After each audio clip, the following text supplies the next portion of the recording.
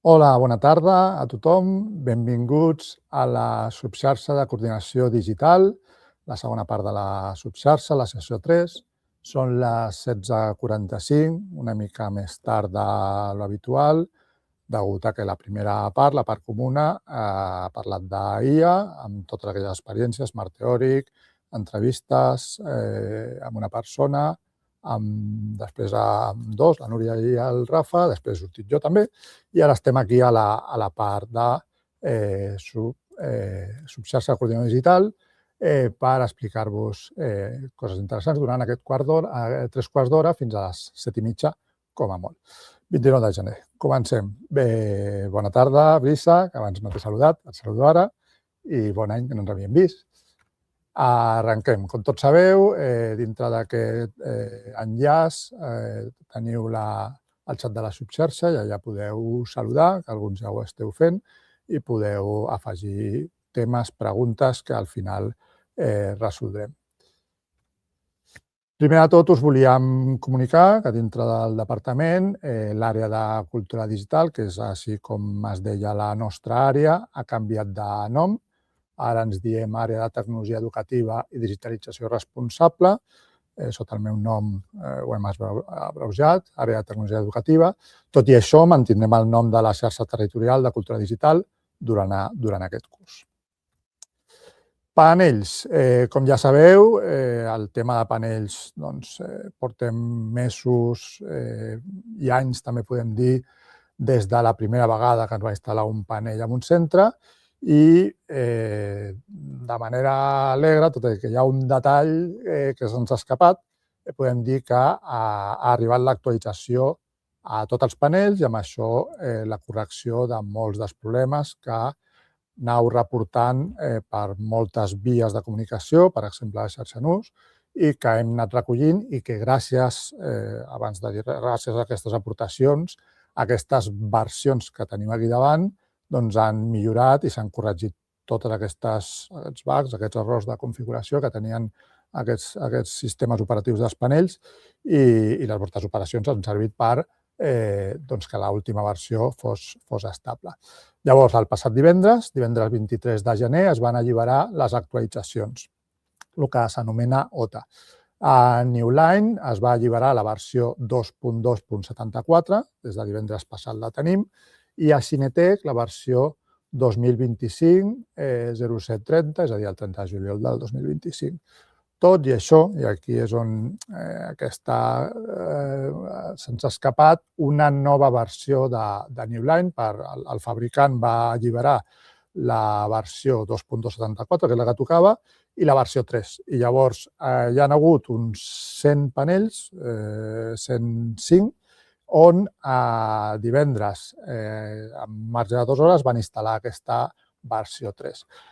No hi ha cap problema, simplement tenen una versió millorada, el que passa que aquesta versió no s'ha testejat ni des del proveïdor ni nosaltres la tenim, per tant, ara mateix no està a disposició dels centres, aquesta versió 3 que es va alliberar, però podeu continuar fent-la servir i ja us donarem instruccions. En resum, que des de divendres tenim aquestes noves versions que corregeixen molts dels defectes que veníeu reportant i que us vaig explicar què s'ha de fer, tot i que segurament ja heu començat a fer-ho. Primer de tot, us explico més o menys, el NUS ho vam explicar més detalladament, una consulta d'un docent, ens va preguntar quines eren les millores, una molt bona pregunta, i llavors les millores, com tots els updates, milloren la correcció d'errors, de tots aquells errors que ja us vaig dir que vau informar. L'enrolament a Radix, que no era del tot correcte. Millora amb l'accés amb l'usuari propietari, això era una petició molt antiga on els centres només es podien logar a través de l'usuari propietari, llavors havien de posar la contrasenya al parc de l'usuari propietari, els alumnes la veien, amb tot el problema que això generava, tot el soroll, i llavors aquest problema ja s'ha solucionat. Aquestes noves versions porten al tancament de les sessions de Google, tant al cap d'uns minuts com al cap de quan es tanca el panell. Sabeu que l'Agència de Protecció de Dades ens ha recomanat que al ser un dispositiu compartit, el panell, les sessions de de Google s'han de tancar. S'han de tancar al cap d'un temps o en tancar el panell. Millores també a l'inici de sessió amb el codi QR, es pot iniciar sessió amb un mòbil, per exemple, amb el codi QR. Millores també amb els dos programes, amb les dues aplicacions que permeten la connexió des de l'ordinador, que són el Newline Cas Plus, abans teníem sense el Plus, ara tenim el Plus, i millores amb la connexió del Vitello Share, que és el programa de Cinetec que permet compartir la pantalla des d'ordinador. I, per últim, permetre actualitzacions remotes. Aquestes actualitzacions que ara us explicaré com s'han de fer, possiblement molts ja les heu fet, permetran que en el futur les properes actualitzacions es puguin fer remotament sense una actuació presencial i manual, que és el que heu fet o que és el que veurem ara com fer-ho. Les guies d'autorització, les guies per portar a terme aquestes actualitzacions, tan desitjades per tots, estan amb aquest enllaç, estan a digital. Dintre d'aquest enllaç sabeu que hi ha els dos models, Newline i Cinetec. Si entreu a Newline, la primera notícia, i si entreu a Cinetec, la primera notícia és l'actualització dels panells. Comencem. Com s'han d'actualitzar els panells? Abans de començar, evidentment, aquest tipus de presentacions, possiblement la majoria de vosaltres ja les coneixeu, estan fetes a Notebook LM. Aquesta ha sortit a la segona, tenia una falta d'ortografia només, això ha millorat molt, que s'ha corregit, i perquè és una imatge, s'ha de corregir com si fos una imatge, evidentment, i permet això que veieu ara. L'actualització dels panells digitals, qui la pot fer? Us he posat aquest ordre, tot i que ara us explicaré com funciona això de l'ordre. El tècnic preventiu, aquella persona, aquell tècnic que ve als centres de tant en tant, ja té instruccions per fer l'actualització.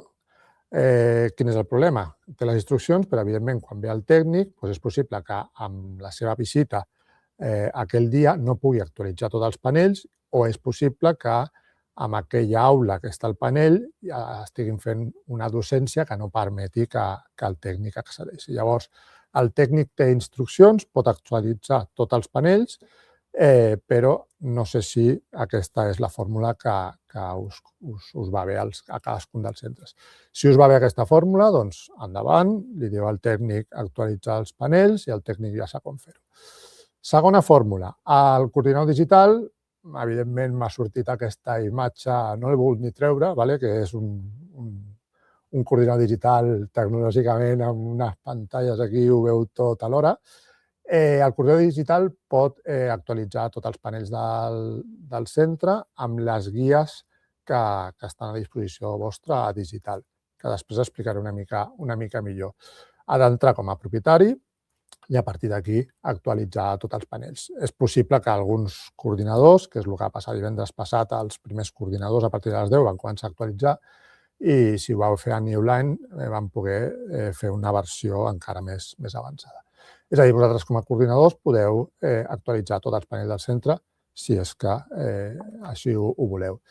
I per últim, el docent, més que poder o no poder, sí que jo crec que cal informar al vostre claustre de que el docent pot actualitzar o com a mínim dir-los el que han de fer, el que vosaltres com a coordinador digital vulgueu. El que sí que pot ser és que li surtin missatges, pop-ups, per actualitzar. I llavors sí que heu d'informar que hi ha aquells missatges, si no voleu que el docent actualitzi els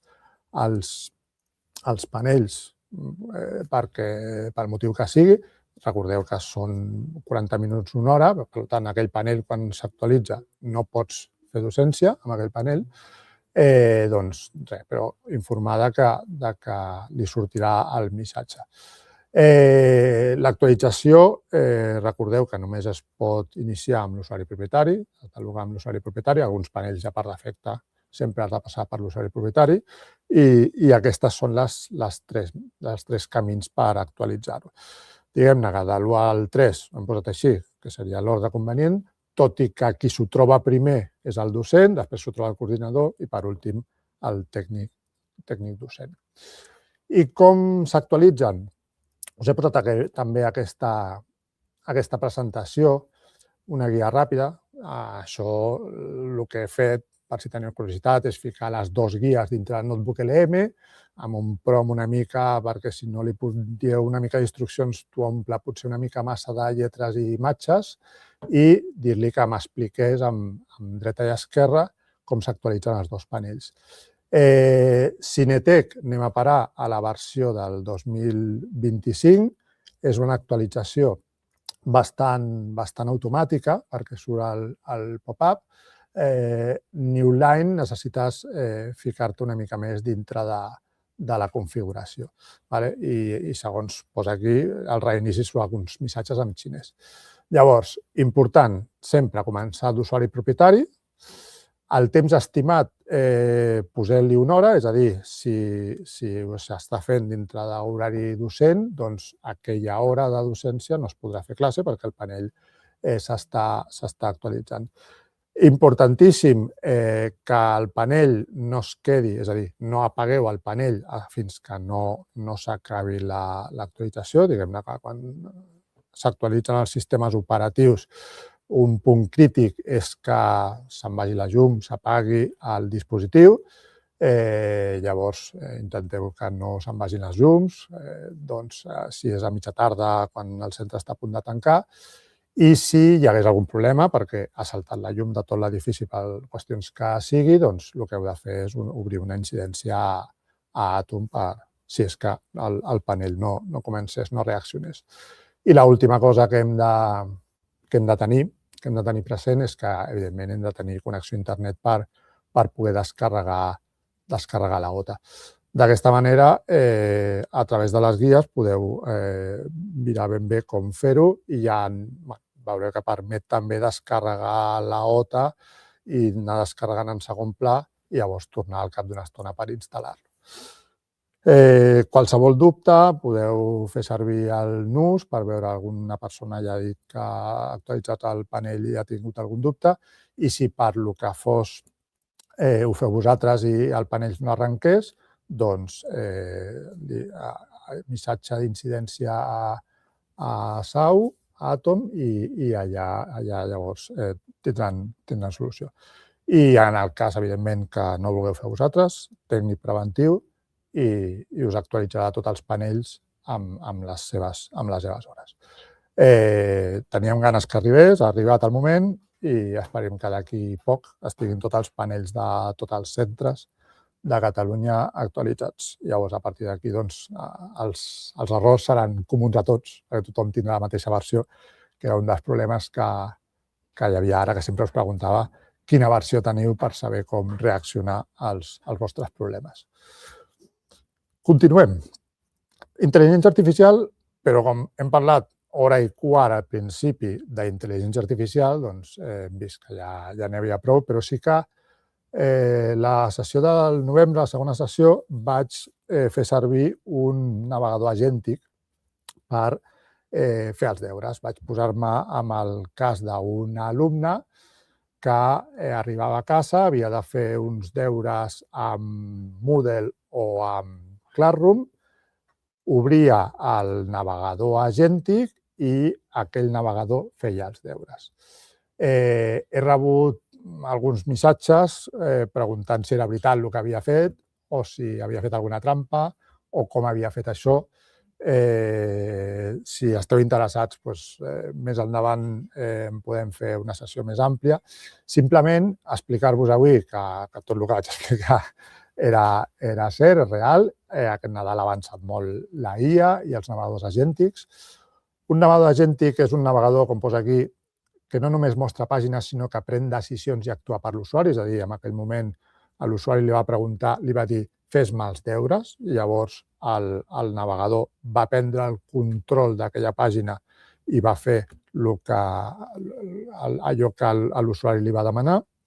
I llavors això és aplicable a l'educació, com vaig explicar, en molts àmbits i amb molts perills que després explicaré. No vaig explicar en aquell moment com ho havia fet, ho vaig fer amb Atlas. Atlas és un navegador que només es pot fer servir amb Macintosh, amb Apple, però n'hi ha més. El LAS és un, està Comet, que és el primer que vaig provar, de Perplexity, està el de Microsoft, l'Edge Copilot, i està Opera Neon. I aquest matí, venint a la feina, també he vist que Chrome, a través de Gemini, treia un navegador agèntic, i no l'he posat aquí, no l'he provat, però avui en dia totes les grans empreses amb els seus models de llenguatge treuen aquests navegadors. Ara, és a dir, que no he posat enllaços, però posant a un cercador aquests noms podreu trobar un navegador d'aquest tipus i provar-lo. Ara bé, he posat una imatge ben representativa d'allò que representen aquests navegadors. La Prompt Injection és una tècnica d'atac, llegeixo, en què una tercera persona, està fora del teu sistema, manipula les instruccions que rep un sistema d'intel·ligència artificial perquè ignori les ordres originals i executi accions no previstes o reveli informació. És a dir, que quan tu tens un navegador agèntic i el navegador pren el control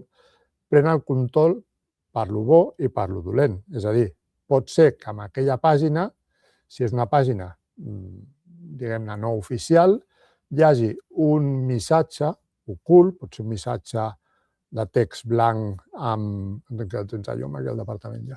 Text blanc amb fons blanc, pot ser un missatge amb lletra de text, mida de text molt petita, que el que faci sigui donar ordres al navegador per fer allò que posa aquell text. I potser, si tu tens al costat la pestanya del banc informació oberta, doncs qui diu que no podria anar-se a una altra pestanya i operar amb allò. Per tant, molt de compte amb els navegadors agèntics perquè a nivell de seguretat són molt perillosos. Només cal que aneu a alguna xarxa social i poseu un navegador agèntic, perills, i veureu que els perills són molt. Com diu aquí, especialment perillós en sistemes de navegador agèntics perquè l'atac pot fer que la IA actuï, com he dit, en nom de l'usuari. És a dir, aquell prompt injection, aquella instrucció, pot fer allò que posi allà sense que l'usuari ho hagi acceptat. Aquest és el perill. Llavors, més endavant, com ja hem parlat avui molt d'IA, simplement us volia explicar això per més endavant millorar aquesta informació. Continuem amb Moodle. Normalment sempre parlo de Moodle i Classroom. Amb Classroom avui no tinc cap novetat. Amb Moodle tenim explico dos detalls. Aquestes festes de Nadal vam actualitzar a Moodle 4.5. És una LTS. Una LTS significa que és una Long-Term Support Release, que significa que és una versió que durarà un cert temps. Aquesta versió, si no m'equivoco, estarà fins al T-Support, diguem-ne, fins a l'octubre del 27. No sé quan passarem. Nosaltres la versió següent ja és la 5, però estarem un temps aquí. I llavors aquesta versió incorpora diferents aspectes. Destaco 4 molt ràpidament, perquè moltes vegades m'heu dit que els de primària no feu servir Moodle, per tant vaig molt ràpid amb això. Millora l'accés a les accions massives de les trameses, és a dir, tu pots massivament fer accions, com per exemple una pròrroga a molts alumnes alhora, amb el filtrat de les trameses, amb aquest filtrat. Permet intents addicionals a les tasques automàticament, perquè l'alumne automàticament tingui un altre intent, i millora el banc de preguntes ha millorat molt últimament, i llavors encara aquí han millorat tota la qüestió del banc de preguntes, per tant, amb aquesta 4.5.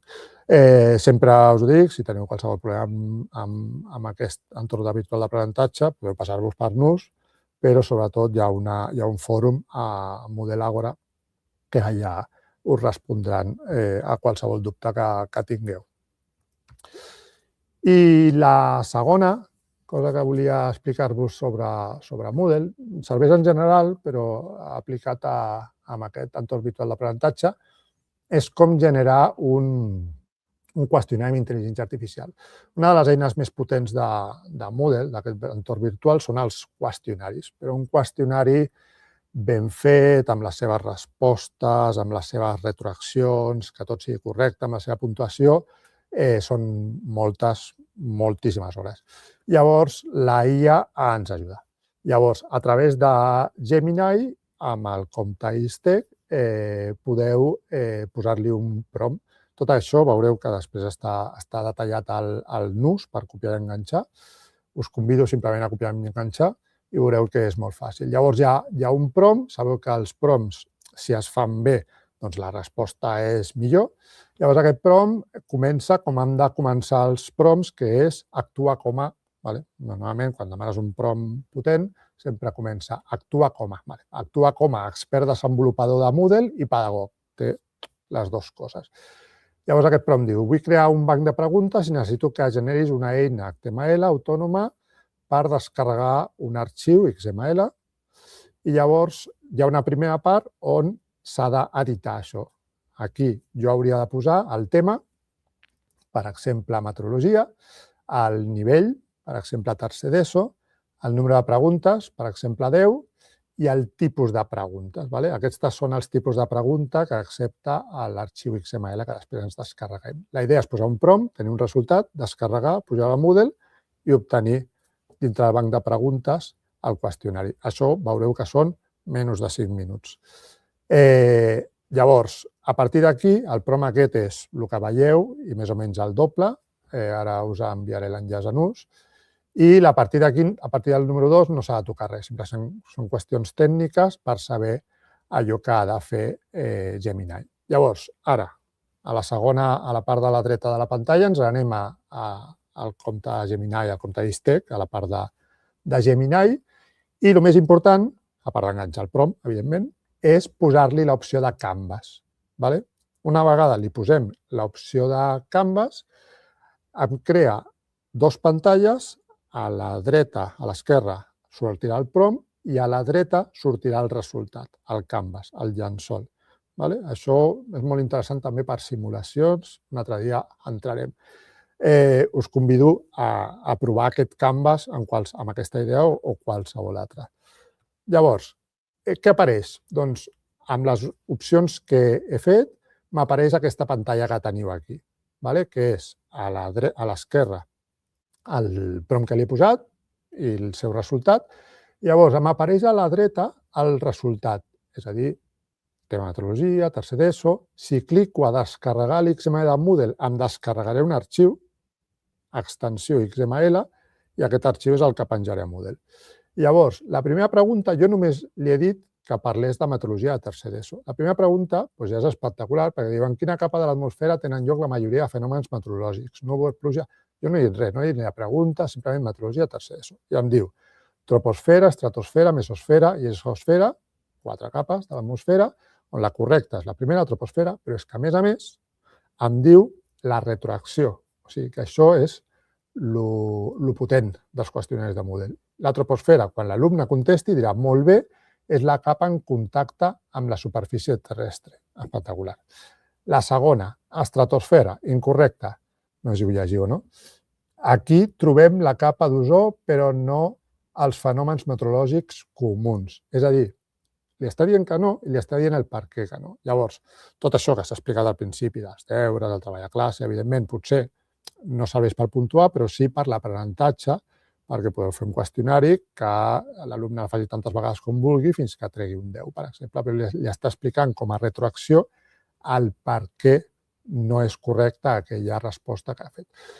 Llavors, a partir d'aquí, opcions que té això, doncs en comptes de dir-li meteorologia, li podeu posar un arxiu. Si vosaltres teniu un arxiu amb el vostre coneixement en sabers de la vostra matèria, doncs li afegiu l'arxiu i que el tema sigui el coneixement d'aquest arxiu. També podeu editar preguntes, és a dir, a partir d'aquí li podeu dir la 1 o la 8, o la 1 en comptes de 4 respostes que siguin 5, o que siguin 2, o treu estratosfera i posa el que vulguis.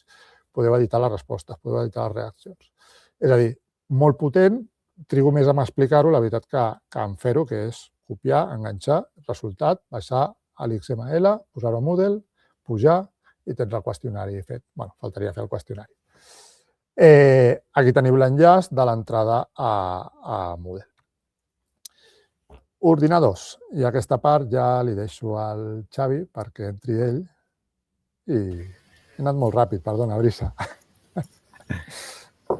Molt bé, gràcies, Rafa. Estupendo, molt interessant tot el relacionat amb la intel·ligència artificial i la resta. I ara parlarem dels ordinadors i d'alguns processos que tenim en marxa. Amb els ordinadors, el primer de tots és la recollida de secundària. Us volem agrair tot l'esforç que heu fet com a coordinacions digitals de preparar els equips i de deixar-lo tot llest, perquè realment els números són bastant bons. Hem retirat el 81% de l'excedent previst. Això està molt bé, són gairebé 13.000 ordinadors que poden entrar de nou en el cicle per les incidències, per recuperar tot tipus de components, etc.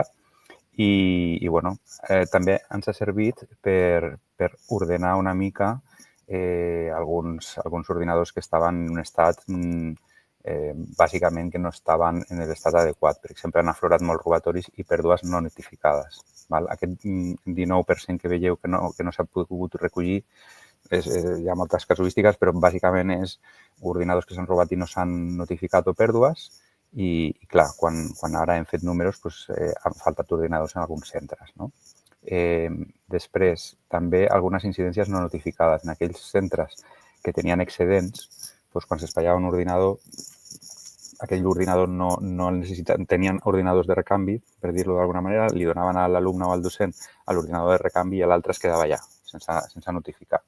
Llavors, aquests excedents també s'han aflorat ara.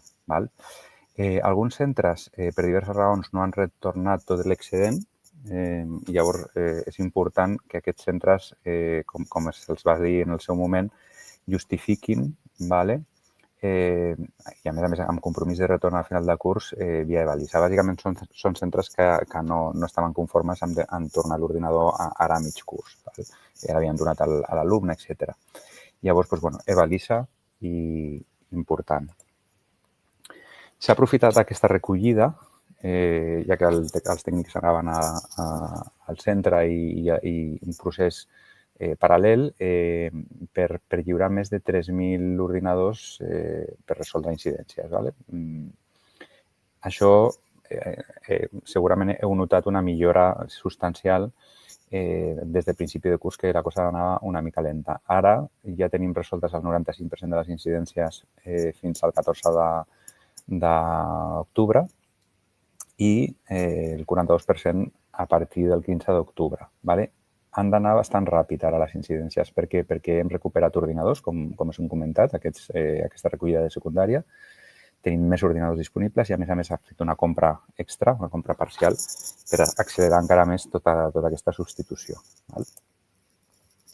Fa un parell de setmanes es va obrir el procés de petició de primària per 5è i 6è. Ho podeu trobar, és important saber que només poden demanar als centres educatius que les escoles que no tenen excedents, és a dir, que els hi falten ordinadors, la resta entre la matrícula i els ordinadors ha de ser negativa, és a dir, que et falten ordinadors. Això ho podeu veure en l'índic, en la part d'equipaments. Heu de clicar en aquesta icona que veieu aquí a la dreta de la fletxa, que diu quadre resum de comptadors. I aquí, on diu equips excedents, per poder demanar aquest número ha de ser negatiu. Important. Si no, no us deixarà. I en breu engegarem un altre procés de recollida d'ordinadors d'excedents de primària. Normalment els centres que tenen excedents és perquè han perdut grups i llavors aquests ordinadors també els aprofitarem.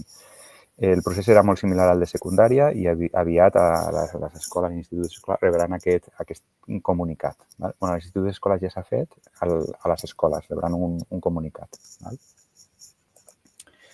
Molt bé, doncs ara donarem pas al Joan de Gràcia. Tenim gravada la sessió. Passarem a donar la informació de servei. Començarem per les incidències amb la connectivitat Wi-Fi dels centres. Primer farem esment a la incidència que va haver-hi el dia 14 de gener. Cap a les 11 del matí aproximadament va haver-hi un problema per autenticar els usuaris W seguit de codi de centre. Aquests usuaris són els que es fan servir quan ens connectem a la xarxa GenCat NZ. Doncs bé, va haver-hi un problema de comunicació entre les controladores Wi-Fi que es troben al núvol i l'entorn Azure AD, que és qui valida la connexió d'aquests usuaris. Si els usuaris no es poden validar, la connexió a la xarxa Wi-Fi no es realitza. Seguim amb un recordatori que ja vàrem anunciar a l'anterior subxarxa i que fa referència al canvi de certificat digital de la xarxa GenCat NZ. Com recordareu, des del 30 d'octubre de 2025 fins al 2 de febrer de 2026 s'està actualitzant el certificat digital d'aquesta xarxa Wi-Fi. Us he deixat els enllaços a la nota que es va publicar i les instruccions que es van donar per fer aquest canvi. A través de NUS ens heu comentat que amb el canvi de certificat digital heu hagut d'introduir de nou les credencials de la xarxa Wi-Fi GenCat NZ. És possible que en alguns casos s'hagi hagut d'introduir un cop aquesta credencial. Si us ha passat o si us passa que cada cop que us voleu connectar a aquesta xarxa Wi-Fi heu d'introduir de nou les credencials, caldrà que obriu un tiquet a Atom, ja que es tracta d'una incidència. Continuem ara amb la informació relacionada amb el mode restringit de YouTube.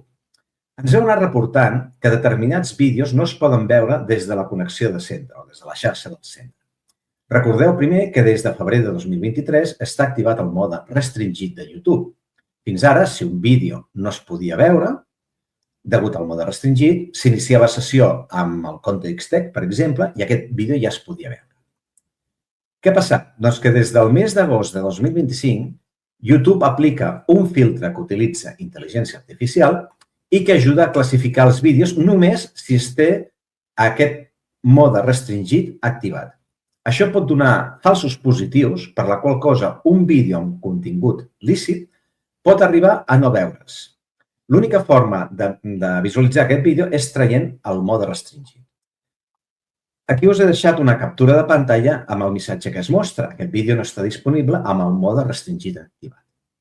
Fins que no s'hagi resolt aquest problema, s'ha de parlar amb Google per veure quina solució ens dona, us proposem de fer servir de forma puntual la xarxa Wi-Fi administrativa GenCat NZ ADM com a solució a curt termini per veure els vídeos que es veuen afectats pel filtratge. I ara explicarem què és aquesta xarxa Wi-Fi GenCat NZ ADM. Aquesta Wi-Fi està pensada per a l'àmbit administratiu. No es veu afectada pel mode restringit de YouTube i com a docents la podeu fer servir de forma puntual sempre que hi connecteu el vostre equip del Pla d'Educació Digital, ja que es tracta d'equips que són administrats pel departament. No és una xarxa Wi-Fi perquè us hi connecteu de forma regular. Per això ja teniu les Wi-Fis educatives, GenCat NZ Edu, GenCat NZ Edu Portal. El nom d'aquesta xarxa Wi-Fi GenCat NZ ADM no és visible, per la qual cosa, quan la configureu, haureu d'escriure el seu nom. Per connectar-s'hi caldrà escriure com a nom d'usuari, primer caldrà posar el prefix GCA contrabarra, seguit el vostre DNI i la contrasenya que haureu d'introduir és la contrasenya GCAR o la contrasenya de l'ADRI. Al final de tot us he deixat l'enllaç a la informació que hem preparat sobre la xarxa GenCat NZ ADM a digital. Ara us donarem informació sobre l'ENCAT que porten els equips del Pla d'Educació Digital. Us he posat l'evolució al llarg del temps de les dues versions de l'ENCAT que tenen els equips del Pla d'Educació. Amb data 26 de gener de 2026 hi ha 10.596 equips amb la versió més recent de l'ENCAT, la 2204, i encara queden 1.587 equips amb la l'ENCAT 1804, aproximadament un 13% del parc d'ordinadors amb l'ENCAT dels equips del Pla d'Educació Digital.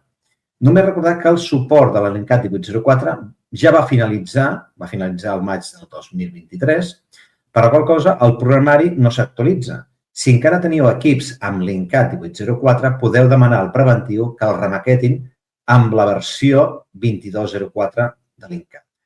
Ara passem a donar una altra informació relacionada també amb l'ENCAT. Està previst fer un canvi pel que fa a l'agent MDM que porta. Cal recordar que els equips del Pla d'Educació Digital tenen un sistema de gestió centralitzada dels equips, el que es coneix com a MD. Bé, doncs amb l'INCAT fins ara s'utilitzava l'agent de FEA, que permetia, entre d'altres coses, actualitzar els equips, distribuir programari i tenir un inventari del parc d'ordinadors. Ara s'està treballant en fer un canvi d'aquest agent per un altre que s'anomena GLPI. Està previst iniciar el canvi amb està previst fer una prova pilot a nivell de 2 centres, d'acord, per després fer el desplegament d'aquest nou agent a la resta de centres que utilitzen l'INCAT als equips del Pla d'Educació Digital. El canvi d'agent serà completament transparent i no caldrà la intervenció ni de l'usuari ni del centre. Tampoc tindrà cap mena d'afectació sobre l'equip.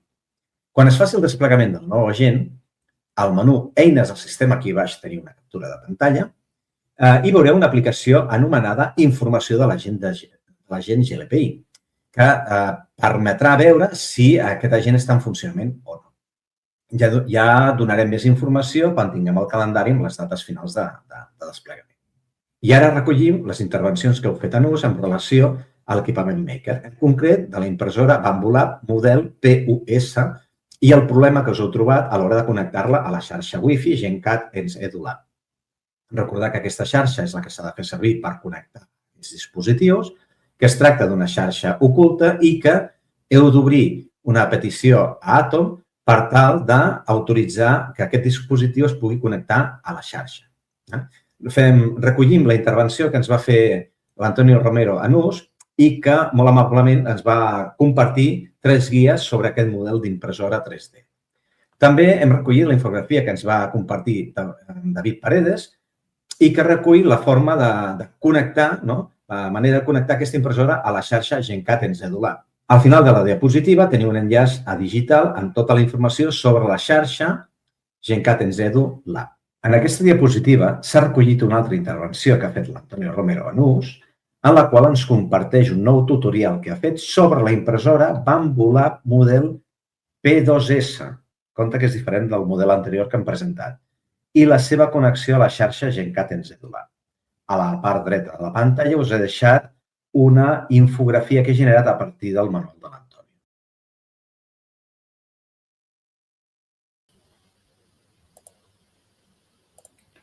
Molt bé, doncs moltes gràcies, Joan. Continuarem ara, ja estem acabant.